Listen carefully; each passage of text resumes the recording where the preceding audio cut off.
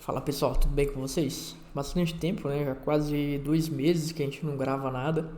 Eu já tinha falado nos últimos vídeos que seria um pouco mais difícil de eu conseguir, né, gravar. Tô tentando voltar agora aqui, gravar alguns vídeos pela questão do tempo, de fato, né?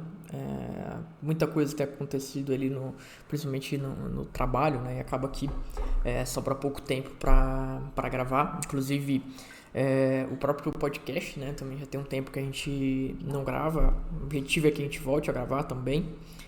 Mas, bom, muita coisa está acontecendo ali no mundo de inteligência artificial generativa, né? Inclusive, um dos temas ali que surgiu aí nos últimos dias é o que está em tela para vocês, né? Que eu vou falar um pouco sobre ele e junto, né? Vou emendar algumas questões ali também, alguns lançamentos, né? Da OpenAI. Né? Antes de a gente seguir aqui pro vídeo, vou pedir o que eu sempre peço todas as vezes, mas é muito importante, né? Que vocês se inscrevam no canal, curtem o vídeo aqui, deixem seus comentários, sugestões, a gente pode trocar uma ideia ali nos comentários, sugiram temas para que a gente traga aqui, analise e etc. Né? Provavelmente essa semana eu devo soltar uns 3 vídeos, tem bastante tema que eu quero falar, então vai ter bastante coisa aí para a gente discutir, né? E o primeiro deles é alguns lançamentos que surgiram aí nos últimos dias, né? E aí, tópicos importantes, né? A gente, as empresas no geral, elas têm lançado os modelos em cima de modelos, né? Até então eram modelos só aprimorando ali os benchmarks que já existiam, né? Várias empresas vinham falando ali sobre a AGI e como elas iriam atingir a AGI, mas no final das contas a gente via pouca mudança de fato nos requisitos ali de arquitetura e coisas dessa natureza. Inclusive o Ian LeCun, né, que é um dos engenheiros-chefes ali da Meta, da parte de IA da Meta, né, ele vem atacando fortemente as empresas ali, de que elas dificilmente vão conseguir, né, atingir a AGI com a arquitetura atual, essa arquitetura baseada em Transformers. Ele inclusive desenhou uma outra arquitetura e tem desenvolvido essa arquitetura na Meta, né, que é a arquitetura GEPA. A gente tem um vídeo aqui que eu já falei sobre essa arquitetura, né? E mais recentemente a gente teve a onda aí, né, dos modelos de reasoning, né? O GPT, na verdade o OpenAI 1, depois a gente teve o DeepSeek, e aí as empresas no geral começaram a lançar modelos de reasoning, né? Onde eu incluo na minha base de treinamento o Chain of Thoughts, né? Inclusive nossos últimos 2 vídeos são sobre modelos de reasoning, né? Então inclui ali o Chain of Thoughts no treinamento dos modelos e aí ele ganha essa capacidade de reasoning, né? E aí, bom, nesse meio tempo aqui, né, as empresas continuam falando, principalmente o Sam Altman, né, ele tem dado várias entrevistas ali, ou várias apresentações, né, de release de modelos, etc., onde ele vem falando que o GPT-5 tem sido treinado, que eles estão caminhando para uma AGI, etc. Teve o cancelamento do A3, teve do A3 e do A4 Mini, né? Inclusive eu vou falar sobre eles aqui, porque eles foram lançados no final das contas. Teve o lançamento do GPT 4.5, né? Que também vou falar aqui um pouco sobre a questão do GPT 4.5.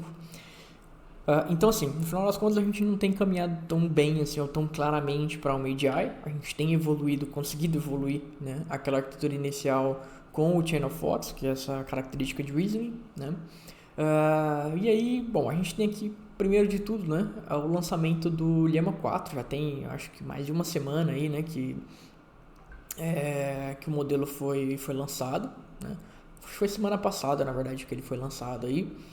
E a Llama, ela apresenta aí 3 novos modelos, né? Então tem o Llama 4 Scout, tem o Llama 4 Maverick e tem o Llama 4 Behemoth, que ainda não é um modelo que foi lançado de fato, né? Ele tem uma preview ali, mas ele ainda está sendo lançado. O mesmo aconteceu quando a Llama lançou o Llama 3, né? Que ela lançou o Llama 3.8b, lançou o Llama 3.70b e lançou uma preview ali do Llama 3.405b, né? Então a mesma coisa aconteceu aqui. Eles lançaram com o Llama 4 Scout e o Maverick, né? E uma prévia do Behemoth. né? Coisas que são importantes aqui. A Llama não tem mais, né, aquela ideia, aquele conceito de modelo monolítico, né? Ele passa a seguir, né, o padrão de MOI, né, Mix of Experts, né? Então são modelos baseados ali em MOI, né? Todos os 3 modelos, acho que inclusive aqui para baixo deve ter certinho a característica de cada um deles. Deixa eu ver, não, aqui não tem. Deixa eu dar uma olhada aqui onde eu consigo pegar essa informação para vocês. Talvez na aba de download deles. Aqui tem.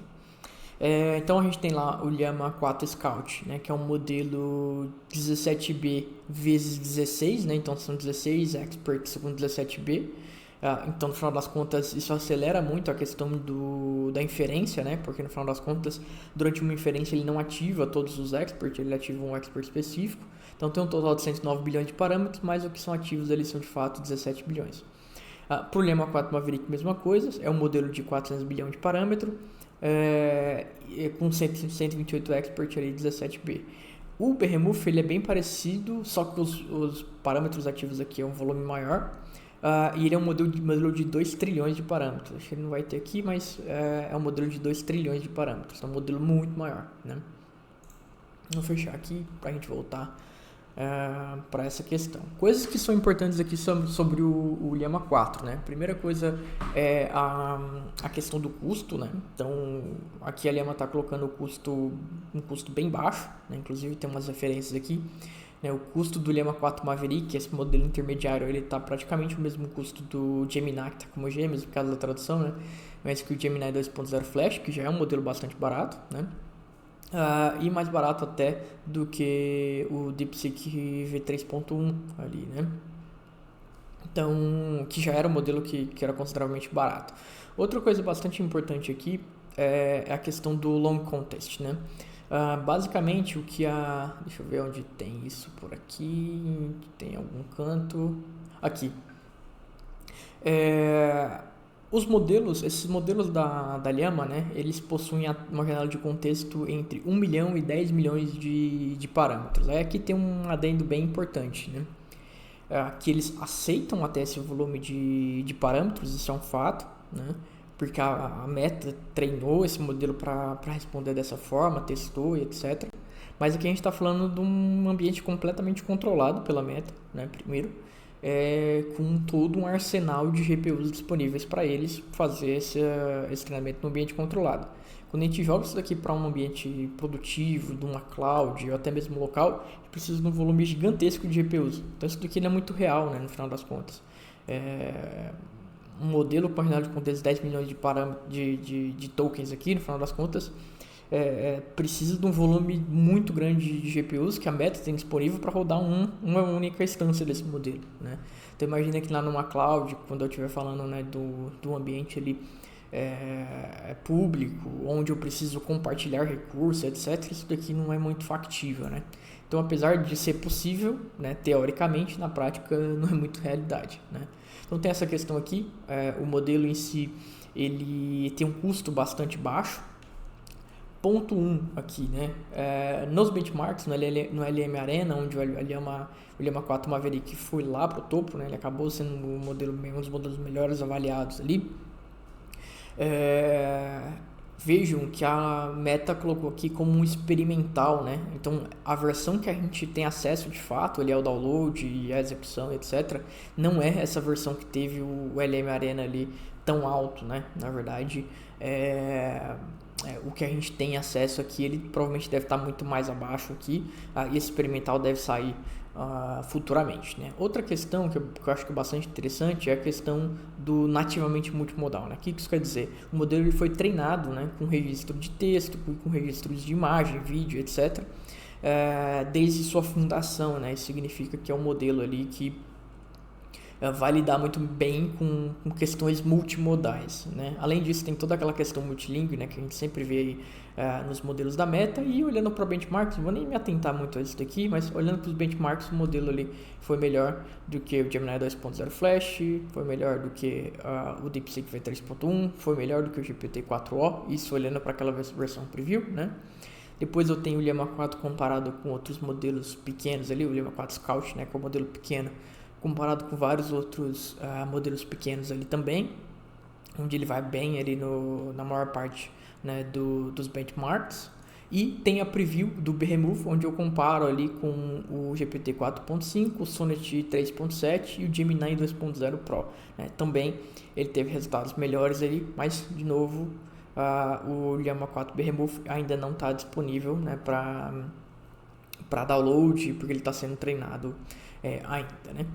Coisa aqui que é importante, chama bastante atenção, que já faço aquela corrente ali para o segundo tema. Quando a gente olha para essa tabelinha aqui de preço, né, a gente olha para a performance no LLM Arena ali e pelo custo, né? A gente vê aqui que o Llama 4 Maverick está no custo baixo, o Gemini 2.0 também são modelos de SOTA, né, de estado da arte ali, que tem um custo mais baixo, né? Mas também chama atenção o outro extremo, né? A gente vê aqui a OpenAI praticamente dominando os custos maiores, né?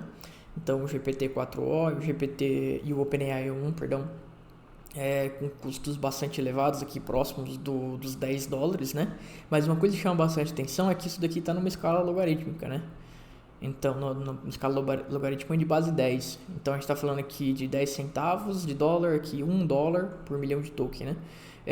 $10, que é onde está esses modelos mais caros aqui, né? Então, em alguns casos eles são até 10 vezes mais caros, por exemplo, do que o DeepSeek R1. Mas pode ser até 100, quase 100 vezes aqui, né? Não vai chegar a tudo isso, mas vamos colocar 20 vezes aí mais caro do que um Llama 4 Maverick. Mas o que chama mais atenção aqui da gente é o GPT 4.5 Preview, com quase $100, né, de custo de inferência por milhão de token. E aí isso chama atenção porque, vamos lá, né? Primeiro ponto, o GPT 4.5, ele é o segundo, né, o próprio Sam Altman, ele é o último modelo da OpenAI que não é um modelo de reasoning, né? Então a gente tinha ali até o GPT 4o, né, basicamente ali. A gente tinha modelos que não eram modelos de reasoning. A partir do O1 a gente tem modelos de reasoning, O1, depois teve o O3 mini, agora tem o O3 e o O4 mini, né? E o GPT 4.5 aparentemente era um modelo que vinha sendo treinado ali e que eles acabaram lançando, apesar de não ter essa capacidade de reasoning, e o Sam Altman já garantiu que esse é o último modelo não reasoning, né? Então, obviamente que é um modelo que vai ter uma capacidade legal, provavelmente ele deve ser melhor de fato ali do que o 4o, né? Mas qual a razão de fato, no final das contas, de lançar um modelo com custo tão elevado assim, né? Inclusive o GPT-4, né, que tinha um custo alto também, foi decomissionado, então provavelmente o GPT 4.5 tem esse objetivo, né, de substituir o GPT-4. Mas se eu já tinha o GPT-4o que tinha um resultado bom, inclusive um resultado parecido, né, com o GPT 4.5, para que lançar um modelo com custo tão elevado, né? Quais são essas aplicações ali que implicam na usabilidade desse modelo, né? E aí quando a gente olha até aqui no card, né, do GPT 4.5, tem obviamente, né, que tem algumas aplicações ali e tal, que ele se destaca, né? Inclusive quando ele é comparado ali com outros modelos, né?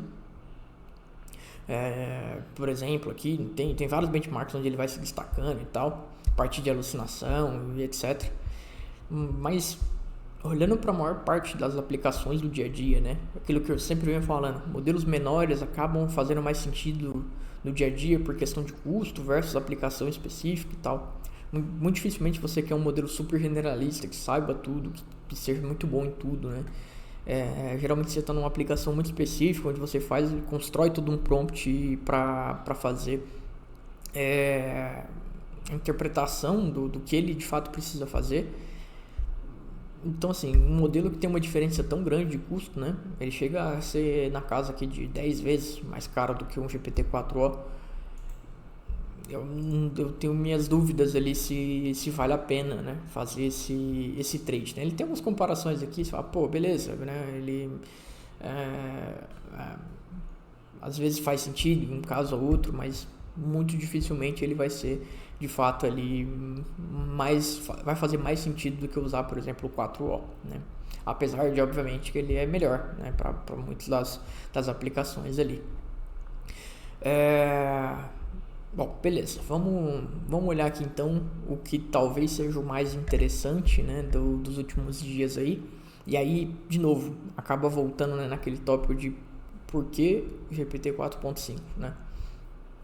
Mas enfim, é um lançamento aqui do O3 e do O4 Mini, que são modelos de reasoning, que inicialmente o Sam Altman falou que não lançaria os modelos.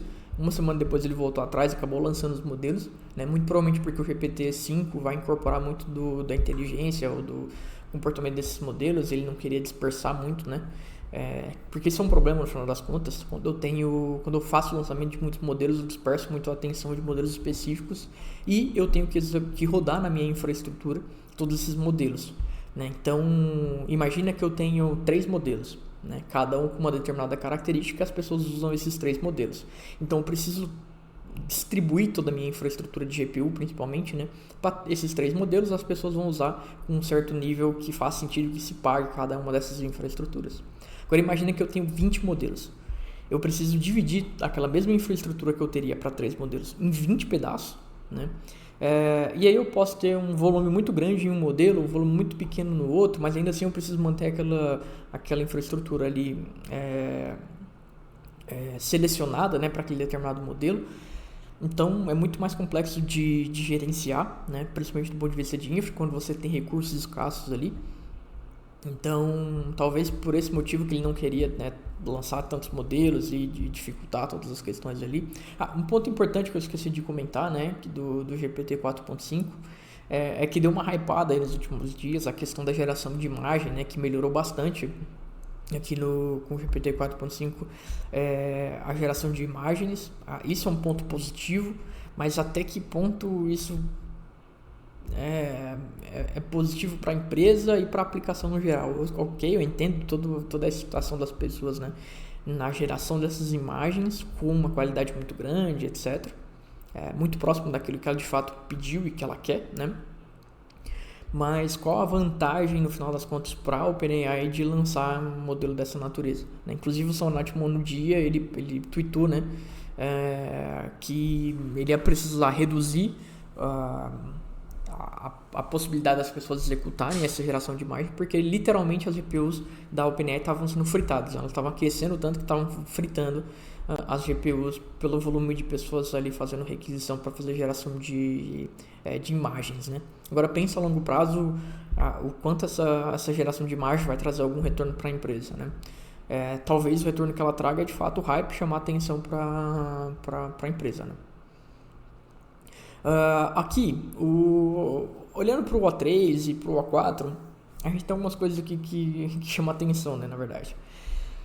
Diferente do que a maior parte dos benchmarks das outras empresas fazem, a OpenAI dificilmente ela compara os seus modelos com modelos de outras empresas.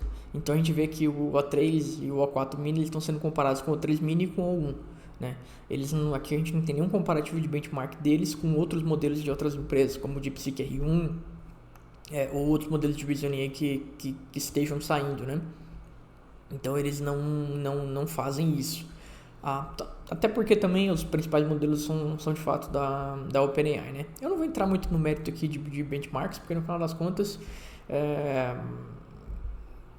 muito do que está ali não vai condizer na prática e vice-versa, né? Às vezes a prática mostra que o resultado é melhor do que o que de fato ele obteve ali. Tem algumas questões aqui do custo, né? O O4 ele geralmente é mais caro do que o O3, né? Isso, enfim, faz sentido ali, né? Pela capacidade dos modelos, em teoria e etc. Aqui também fala sobre o Codex CLI. Eu não vou nem entrar nesse mérito aqui, mas ele fala sobre o Codex CLI e fala sobre o GPT 4.1 também, que é uma versão otimizada aqui do GPT 4o. Mas o que eu acho que é mais interessante que eu queria trazer, que inclusive eu vou deixar aqui uma indicação, né?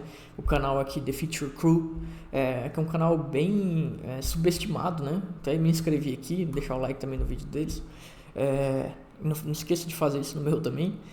Mas é um vídeo que tem um canal que tem ele pouco mais de 1.500 inscritos, os caras fazem uma análise técnica muito boa sobre os modelos e etc, né?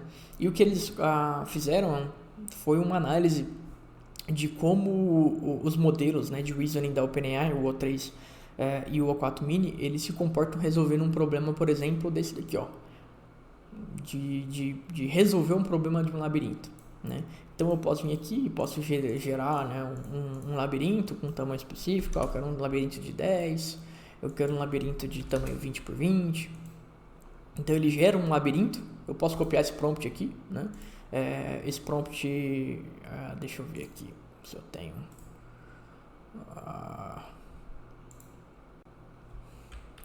Ele gera, né, um códigozinho aqui do labirinto com algumas informações, né, que é o prompt que eu vou de fato executar lá no modelo. Eu consigo mostrar a melhor solução, né, aqui. E o que é interessante é que os modelos, ele vai até mostrar isso daqui e tal, né, de como o modelo resolve isso, né? Entendendo, né, como esse modelo vai resolver ali o problema. Inclusive ele mostra isso como uma imagem, etc. E por incrível que pareça, né, o O3 e o O4 Mini foram os primeiros modelos a conseguir resolver o problema do labirinto. Todos os outros modelos falharam miseravelmente ali, né? E aí aqui tem uma coisa bastante importante, né, que é a questão do reasoning. Muitas vezes, quando esses modelos se deparam com algo que é muito diferente do padrão de treinamento deles, eles não se comportam bem. É o que a gente já vem falando há muito tempo ali, principalmente na questão de atingir o AGI, né? Mas uma coisa que é interessante é quando o modelo consegue resolver um problema desse daqui, que acaba sendo um problema muito complexo para o modelo de linguagem, né, principalmente, às vezes até para o modelo visual, onde ele precisa identificar, né, padrões de linguagem, padrões de jogabilidade aqui do labirinto. É bastante interessante que a gente vê ele ganhando uma certa capacidade de analisar, né, ponto a ponto, olhando para um objetivo macro, né? Isso é bastante interessante, que o objetivo macro, no final das contas, é sair do ponto verde para o ponto vermelho, mas ele precisa analisar step por step, né, com uma certa paciência, mantendo uma qualidade de memória bem alta, que é o que é mais difícil dos modelos, né? Muitas vezes os modelos ele até começariam bem aqui, mas com o tempo, né, conforme ele fosse analisando as milhares de possibilidades que tem aqui para o labirinto, ele começa a se perder na informação que ele tinha lá de trás, de onde estão as paredes e etc, né? Então, tem essa complexidade aqui, porque no final das contas o modelo ele não fica voltando nessa informação que ele tinha lá atrás, né? Ele precisa carregar essa informação junto com a informação do que ele criou, do que ele avaliou, do que deu errado, para conseguir chegar ali numa solução final, né? E no final das contas, aqui pelo teste, né, que o pessoal da Feature Crew fez, inclusive esse labirinto aqui ele é gerado pelo pessoal da Feature Crew, né? No que eles testaram, o modelo conseguiu responder diferente aí de vários outros modelos que estão no mercado, né? Então, bem interessante essa análise aqui do O3 e do O4, ambos conseguiram resolver o problema, né? E aí a gente vê que, de fato, eles conseguiram aprimorar, né, na prática o reasoning desses modelos. Bom, o vídeo já ficou extenso pra caramba, vou me encerrar aqui. Tem outros dois temas que eu preciso falar com vocês, mas a gente vai falando aí ao decorrer da semana. Beleza, pessoal? Valeu, a gente se vê na próxima.